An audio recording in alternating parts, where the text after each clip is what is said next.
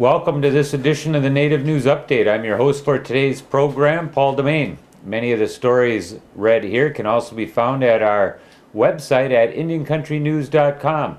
Here is the news for the day from the Associated Press and other Native news sources.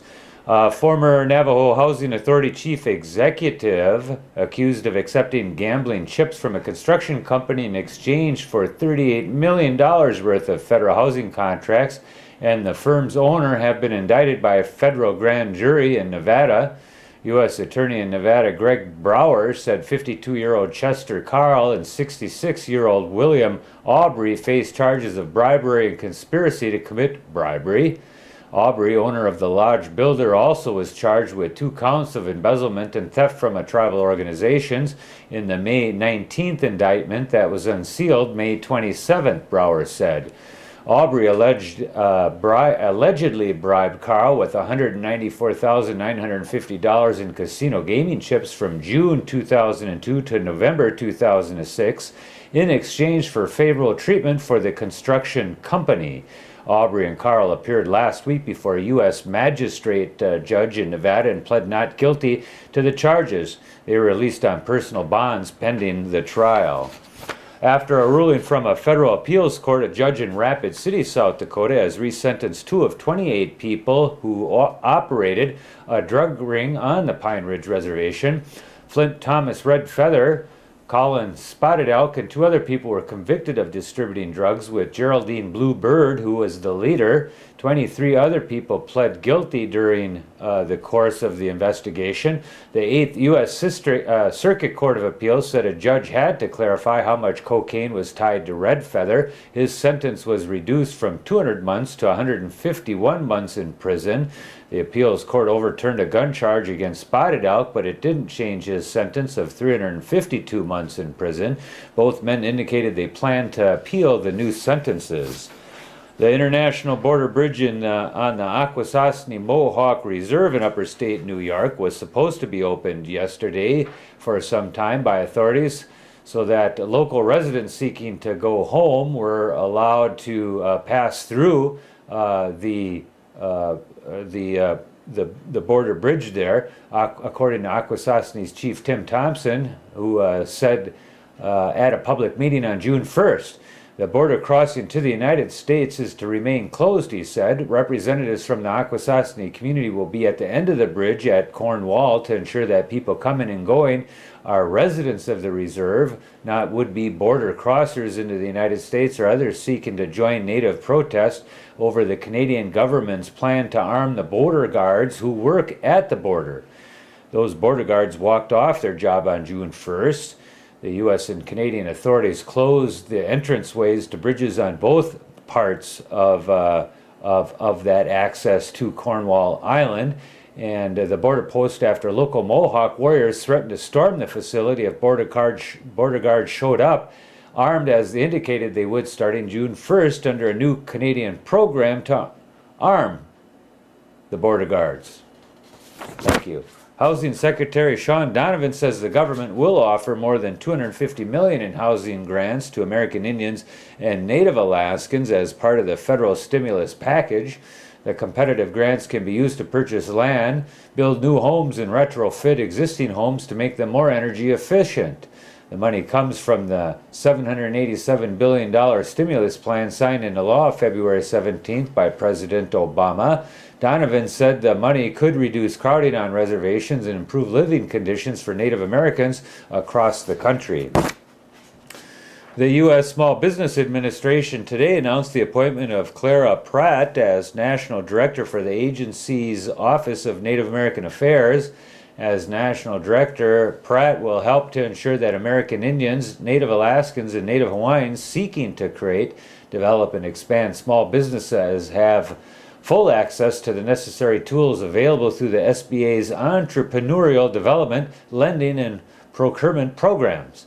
Prior to joining the SBA, Pratt worked for the Navajo Nation as a policy analyst and legislative liaison, focusing on economic and community development, housing, and educational issues. Pratt is an enrolled member of the Navajo Nation from Lupton, Arizona. 8 of the 24 scheduled community visits of the 40-day, 6,800-mile cross-country journey to heal the effects of historical trauma among Native Americans are now complete.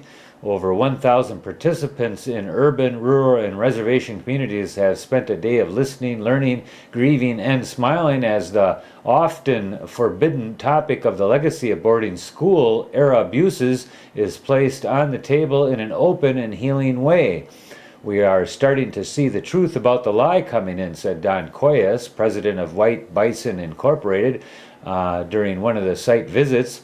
Once the truth starts to be spoken about community secrets and the things that happened in the boarding school era, then we start to see among the people an emotional response because somebody said out loud what has been previously unsayable. The Well-Brighty Journey for Forgiveness takes advantage of the fact that the time is right for many Native Americans to recognize what happened to them as people during the boarding school era all the way up to the 1970s. The movement that encourages remembering and forgiving is fundamentally sound from a counseling viewpoint, said Tony Rubachad, a chemical dependency counselor at Riverside County Indian Health in Southern California, and an organizer of the Sherman Indian School visit. The journey also offers an online petition for apology for abuses at U.S. schools that will be presented to the Obama administration at the conclusion of the event on June 24th in Washington, D.C. You can get more information on that petition and other scheduling at www.whitebison.org. The Well-Brighty Journey for Forgiveness is now en route to Oklahoma for a series of 3 visits. The Alabama Department of Archives and History will use a $500,000 donation from the Parch Band of Creek Indians for a new state history exhibit.